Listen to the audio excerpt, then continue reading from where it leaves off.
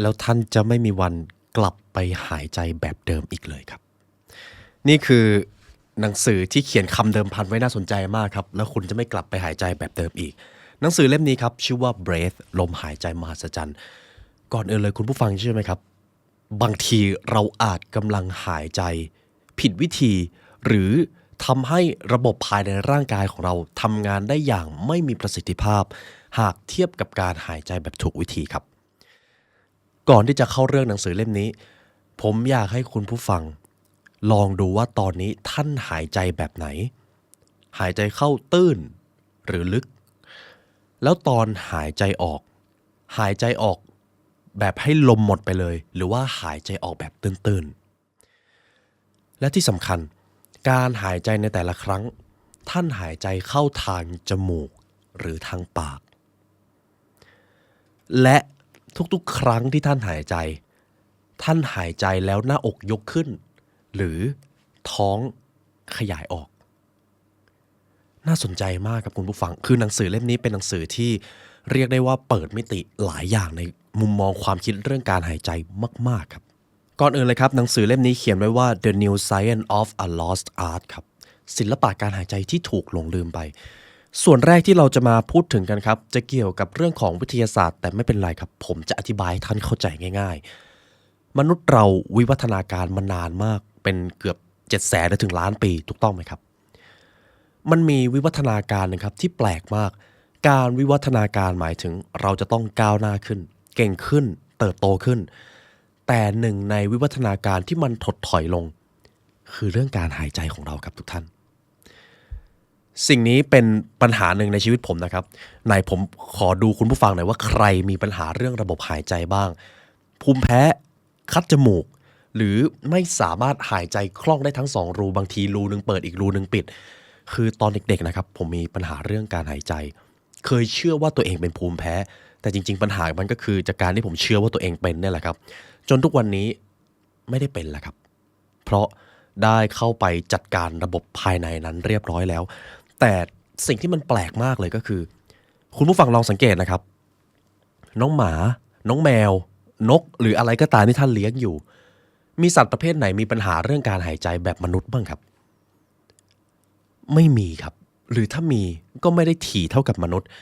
เรามาเริ่มตั้งแต่วิวัฒนาการมนุษย์กันครับ The Regressive Evolution วิวัฒนาการถดถอยคุณเจมส์เนสเตอร์ครับผู้เขียนหนังสือเล่มนี้กล่าวไว้ชัดเจน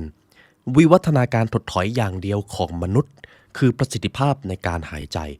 มนุษย์เป็นสิ่งมีชีวิตที่มีปัญหาเรื่องระบบหายใจได้ง่ายมากในบทหนึ่งของเต่าเต๋อจริงนะครับท่านเล่าจือได้ประพันธ์ไว้ว่าบุคคลที่บำรุงชีวิตอย่างดีจะปรับวิธีหายใจและหล่อเลี้ยงวิธีหายใจของตนดังนั้นครับคุณผู้ฟังไม่มีเหตุผลที่เราจะไม่ดูแลสิ่งนี้การหายใจของเราหากท่านหายใจถูกวิธีบางทีปัญหาสุขภาพหรือปัญหาความกังวลบางอย่างที่มันเกิดขึ้นจะหายไปเลยแล้วมาดูกันว่าผมพูดจริงหรือเปล่าการที่ผมเริ่มให้ความสำคัญกับสุขภาพสมองมากขึ้นทำให้ผมมีโอกาสได้รู้จักหนังสือ2 เล่มนี้ครับ The Omega 3 Connection และ The Omega RX Zone ประเด็นสำคัญของหนังสือ2 เล่มนี้ครับจำเป็นอย่างยิ่งที่ท่านจะต้องรู้การบำรุงสุขภาพสมองด้วยกรดไขมันโอเมก้า3ครับมันจะทำให้ประสิทธิภาพสมองของท่านเพิ่มขึ้นและยังชะลอความเสื่อมของสมองด้วยและทุกท่านครับเราใช้สิ่งนี้ตลอดเวลาหากสุขภาพสมองดีทุกอย่างในชีวิตก็จะดีตามซึ่งดรสตรอและดรแบร์รี่ครับก็ได้กล่าวเอาไว้เราควรเติมโอเมก้า3ให้เพียงพอกับที่ร่างกายต้องได้รับเพราะยุคสมัยใหม่เราขาดโอเมก้า3และวิถีชีวิตประจำวันของเราทำให้เราได้รับโอเมก้า6มากขึ้นมันทำให้ความสมดุลของร่างกายถดถอยลงและแน่นอนมันมีปัญหาต่อสุขภาพสมองครับและทุกท่านครับด้วยความที่ผมทานโอเมก้า3 Norway Daily จาก Clarity เป็นประจำทุกวันนะครับผมทานจริงๆนะครับและด้วยนิสัยของการบำรุงสมองด้วยสิ่งนี้นี่เองทำให้สมองผมมีประสิทธิภาพมากขึ้นการจัดระเบียบความคิดการจัดระเบียบชีวิตมันก็มีประสิทธิภาพตามและทุกท่านครับสุขภาพสมองเป็นเรื่องที่ไม่ไกลตัวเลยเราใช้สิ่งนี้ตลอดเวลาหากเราบำรุงสิ่งนี้ดีชีวิตความคิดเราก็จะดีและ Clarity ครับพร้อมที่จะเป็นเพื่อนร่วมทางให้กับทุกท่านหากทุกท่านต้องการรายละเอียดเพิ่มเติมครับสามารถดูได้ที่ลิงก์ clarity.asia/thelibrarybrain รือจะดูที่ลิงก์ข้างล่างก็ได้ครับเดี๋ยวเราจะวางไว้ที่ description ให้อ๋อ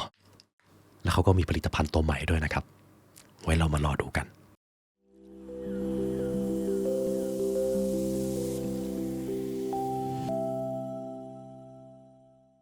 เรามาเริ่มที่ตรงนี้ครับเขามีการสำรวจว่าในยุคที่โฮโมเซเปียนได้กำเนิดขึ้นเมื่อ 300,000 ปีก่อนจนถึงเมื่อไม่กี่ร้อยปีก่อนเขาได้เปรียบเทียบกะโหลกครับกะโหลกโครงหน้าเรากะโหลกของคนยุคโบราณกับคนยุคปัจจุบันที่คุณผู้ฟังกำลังฟังผมอยู่แตกต่างกันอย่างสิ้นเชิงสิ่งหนึ่งที่เดิมพันได้เลยครับคนยุคโบราณมีปัญหาการหายใจน้อยกว่าคนยุคปัจจุบันและต้นเหตุหลักๆคือโครงหน้าเราผมจะขออนุญาตอ่านตรงนี้ให้ฟังนะครับในบรรดาสัตว์เลี้ยงลูกด้วยนม 5,400 กว่าชนิดในโลกนี้มนุษย์เป็นสัตว์ชนิดเดียวที่มีฟันและขากรรไกรอยู่ในตำแหน่งที่ผิดปกติทุกท่านลองสังเกตครับมนุษย์หากเรามองไปรอบๆจะมีบางคนฟันเหยินฟันล่างเกฟันยื่นทั้งหมดนี้เรียกว่าการสบฟันที่ผิดปกติจริงๆมันแปลกนะครับทำไมมนุษย์ถึงต้องมีฟันคุดทำไมมนุษย์ถึงจะต้องมีฟันเหยินจะต้องมีฟันยื่นทั้งที่ฟันมันก็ควรจะอยู่ในตำแหน่งที่ถูกต้องแต่มีใครไม่เคยไปหาทันตแพทย์บ้างครับใครเกิดมาแล้วไม่มีฟันคุดเป็นโชคอันประเสริฐครับและผมเชื่อว่ามีไม่ถึง1 ใน 10ของประชากรในโลกนี้มันจึงทำให้เกิดคำถามไอ้เจ้าฟันของเราเนี่ยหรือโครงหน้าของเรา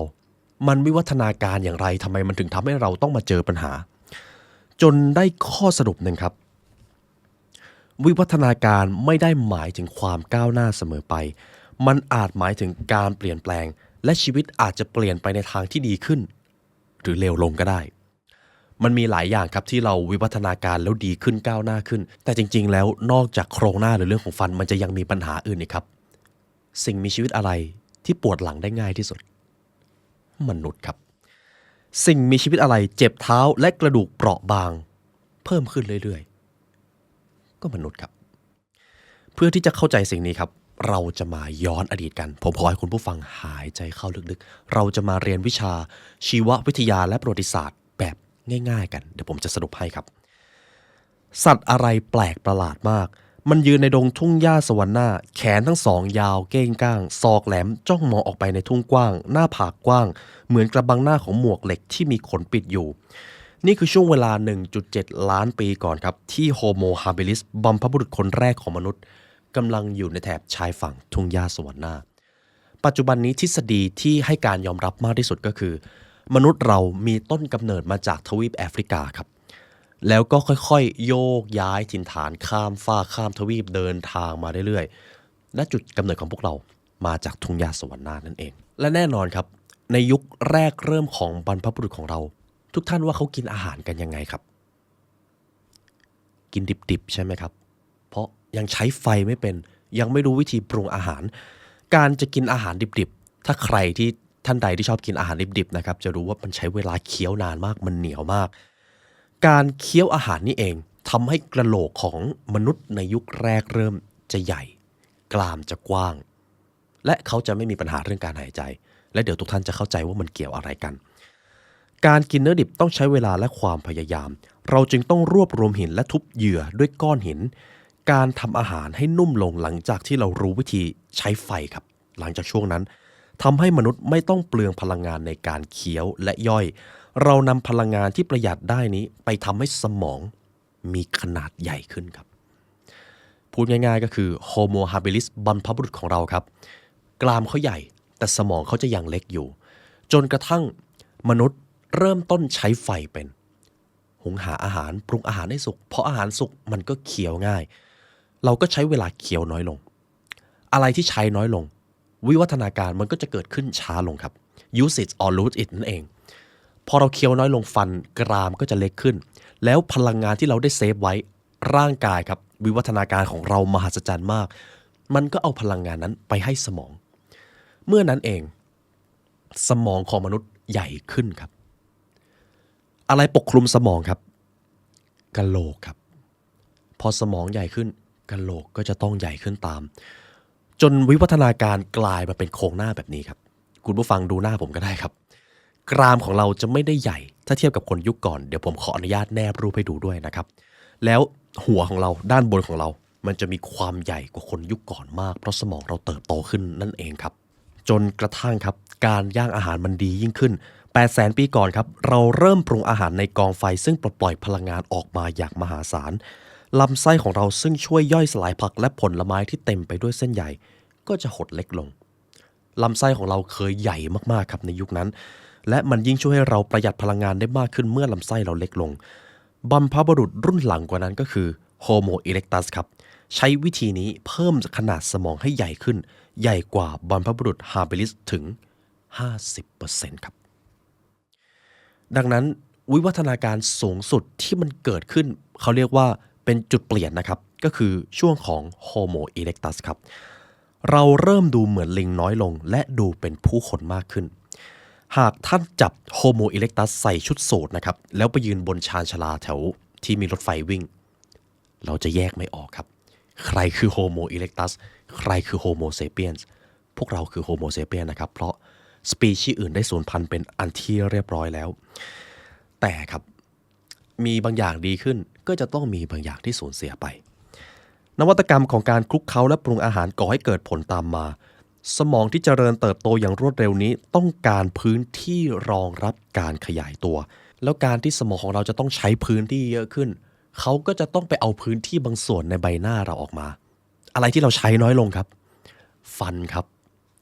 พื้นที่ของฟันของปากเรามันก็จะเล็กลงเรื่อยๆมันก็เลยกลายเป็นปัญหาจนถึงทุกวันนี้ทำไมเดี๋ยวฟันยื่นฟันเกยฟันซ้อนฟันคุดบ้างล่ะเพราะ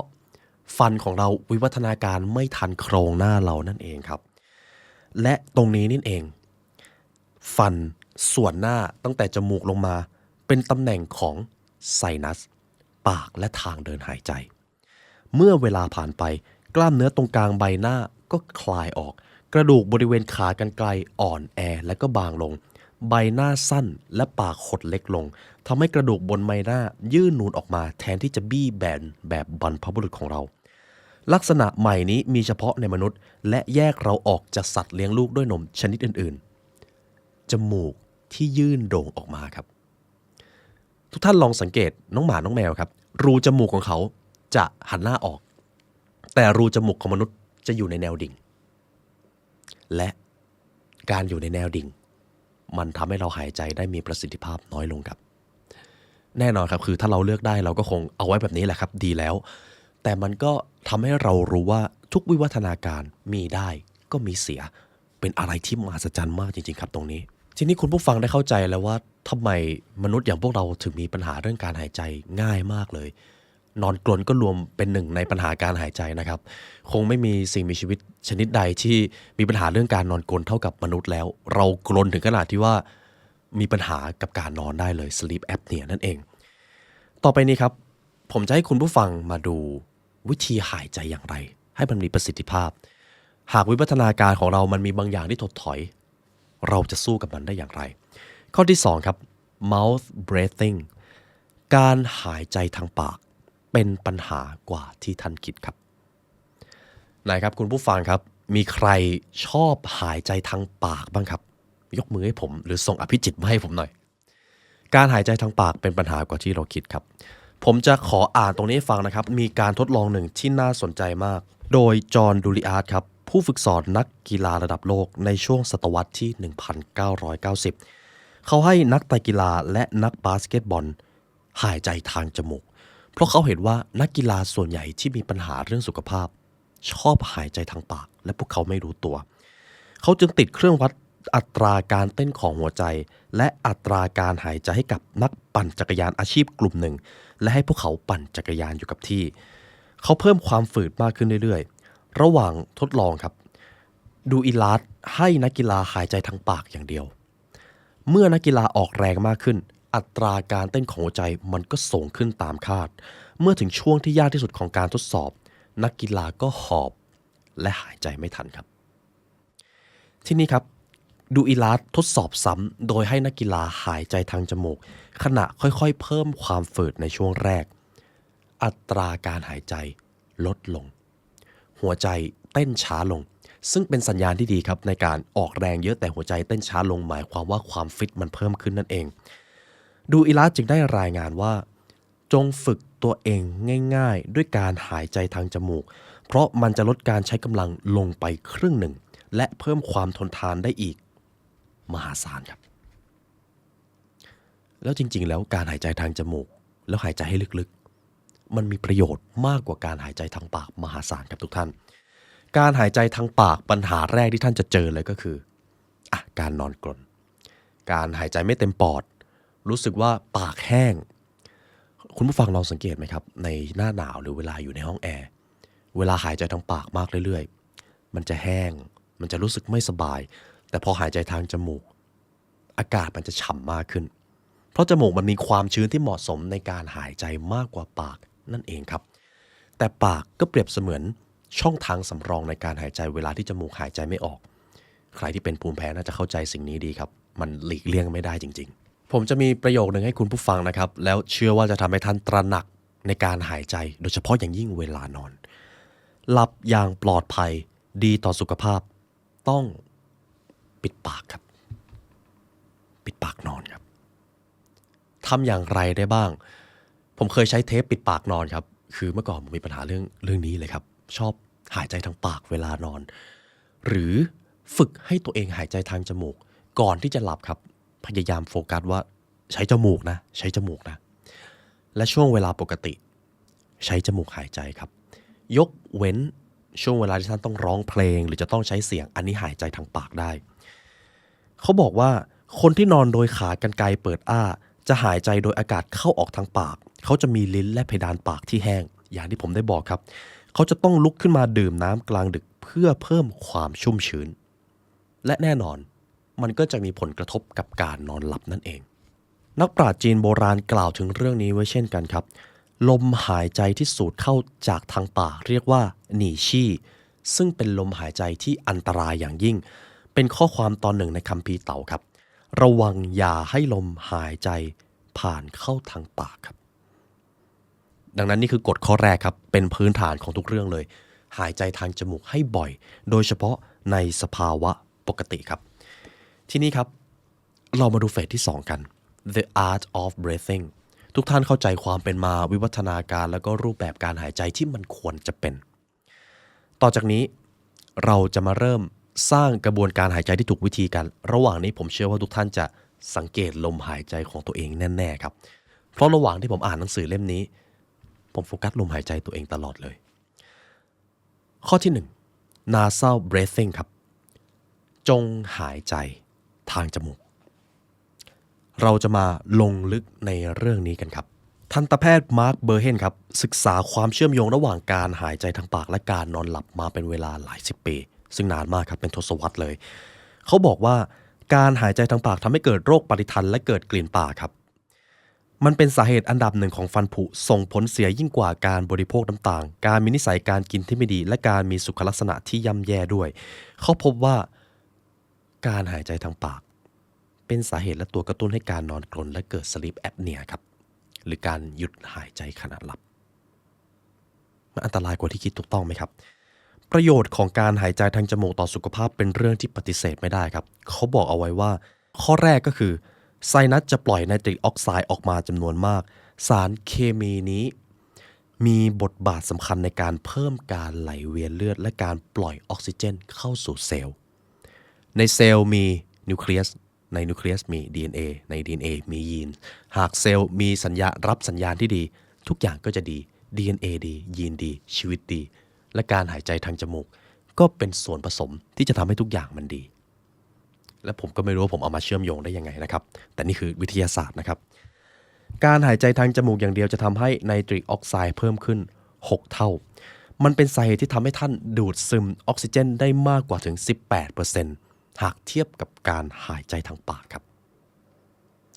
ถึงขนาดนี้แล้วเราก็อาจจะต้องมาฝึกหายใจทางจมูกกันแล้วถูกต้องไหมครับในหนังสือ The Breath of Life ของแคทลินครับจะมีอยู่ประโยคหนึ่งที่เขาบอกว่า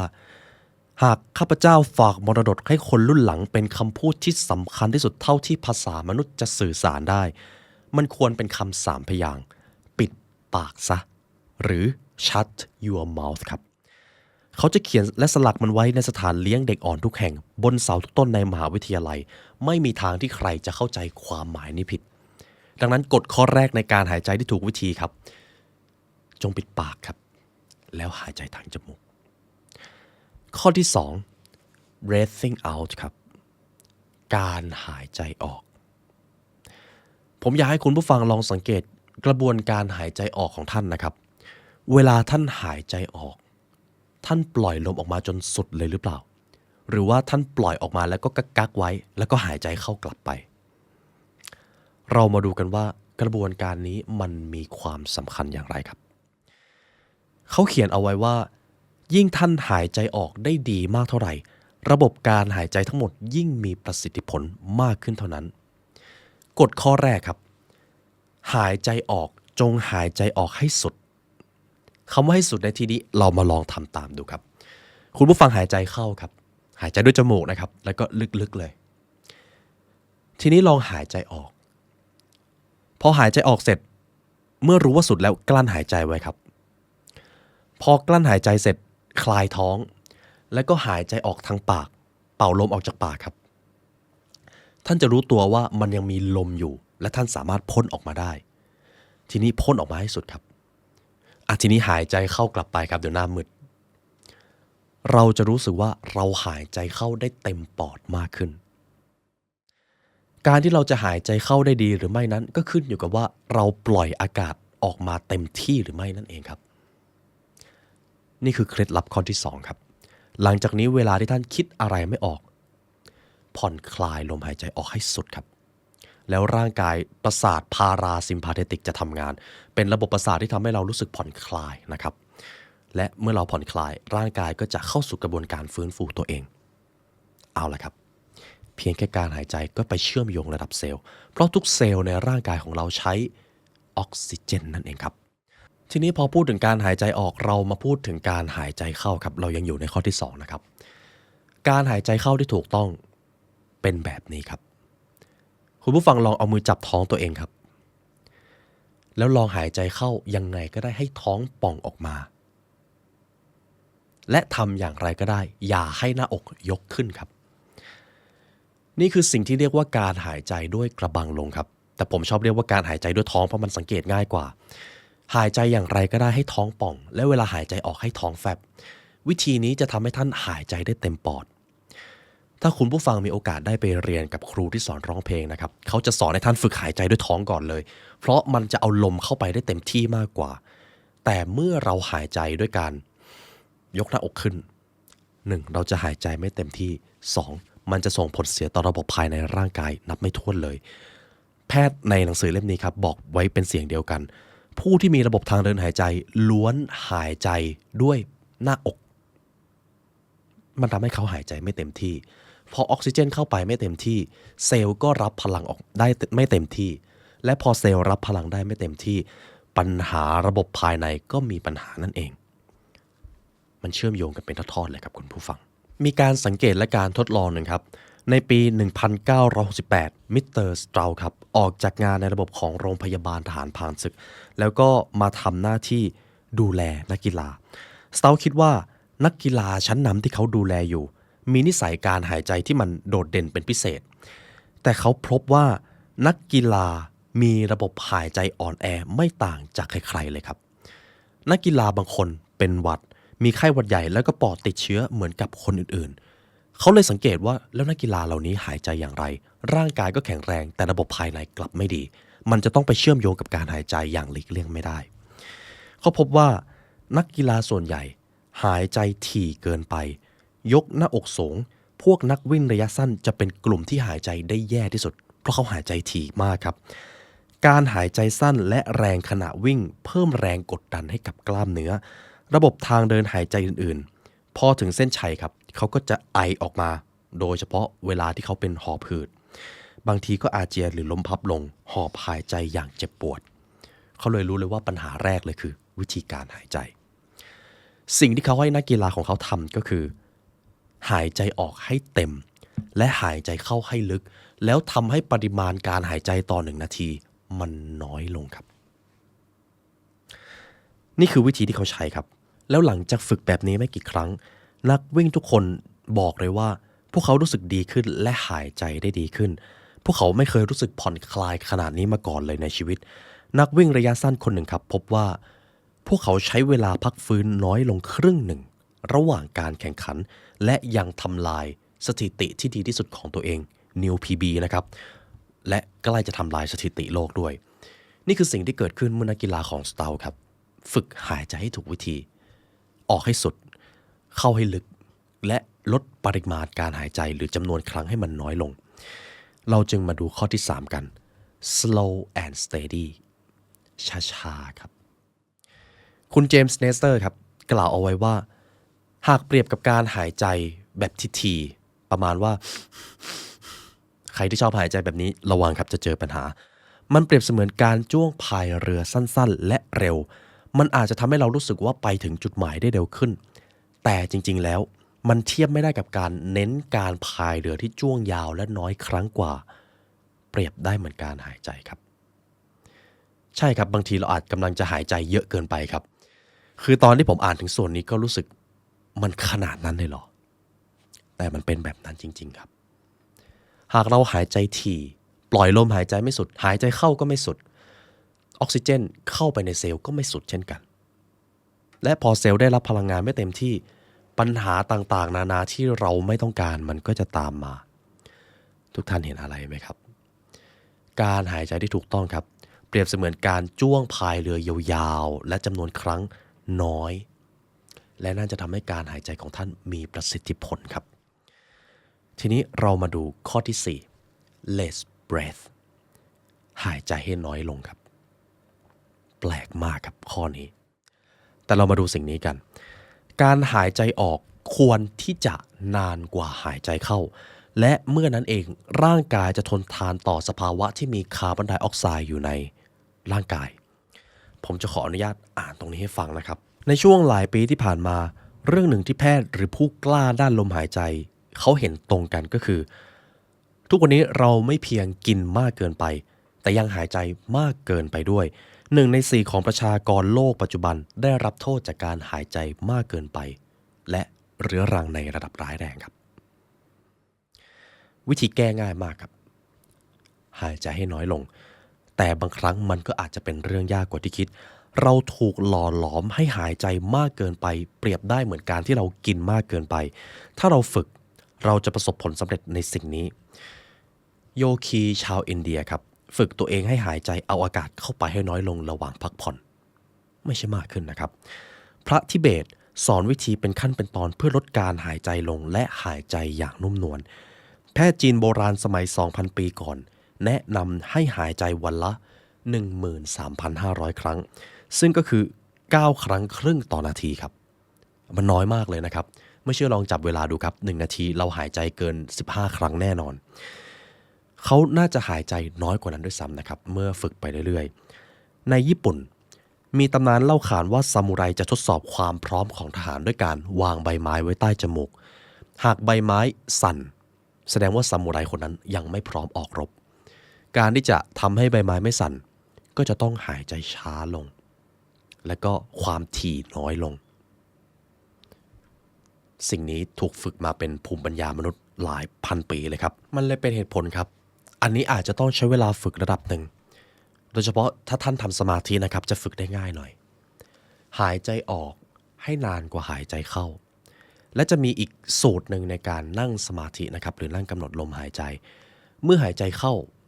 กลั้นหายใจไว้10 วิหรือ15 วิหรือ5 วิก็ได้ครับแล้วค่อยๆหายใจออกให้นานและยาวการคงตัวเองไว้ในสภาวะแบบนี้ครับจะทำให้ร่างกายทนต่อคาร์บอนไดออกไซด์ได้มากขึ้นผมอธิบายได้เท่านี้ครับทุกท่านแล้วเราจะมาดูข้อต่อไปกันมันไม่ใช่เรื่องแปลกธรรมชาติทำหน้าที่ตามลำดับความรุนแรงสัตว์เลี้ยงลูกด้วยนมที่มีอัตราการเต้นของหัวใจต่ำที่สุดขณะพักจะมีอายุยืนยาวมากที่สุดและมันไม่ใช่เรื่องบังเอิญที่สัตว์เหล่านี้จะหายใจช้าที่สุดนี่เป็นความจริงสำหรับลิงบาบูนควายไบซันรวมทั้งปลาวาฬสีน้ำเงินและมนุษย์ครับย้ำอีกครั้งครับหายใจออกให้นานกว่าหายใจเข้าแต่ถ้าคุณผู้ฟังเห็นว่าวิธีนี้ฝึกได้ยากมากเลย เอาวิธีนี้ไปใช้ก็ได้ครับระยะเวลาการหายใจที่เหมาะสมก็คือหายใจเข้า 5.5 วิและหายใจออก 5.5 วินาทีนี่คือช่วงเวลาที่เหมาะสมนะครับแล้วก็ต่อจากนี้ครับผมจะสรุปให้ว่าวิธีการหายใจที่หนังสือเล่มนี้แนะนำมาคืออะไรอย่างแรกครับหุบปากและหายใจเข้าทางจมูกครับวิธีนี้วิธีเดียวแก้ปัญหาหลายอย่างครับวิธีที่2หายใจทางจมูกให้เต็มและเวลาหายใจออกให้สุด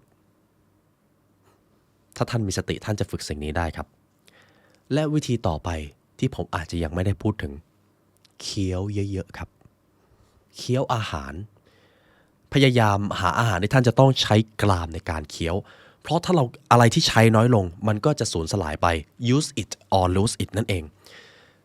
จำได้ไหมครับวิวัฒนาการตอนแรกที่ทำให้เรามีปัญหาระบบหายใจทุกวันนี้เกิดขึ้นจากการที่สมองใหญ่ขึ้นแล้วสมอง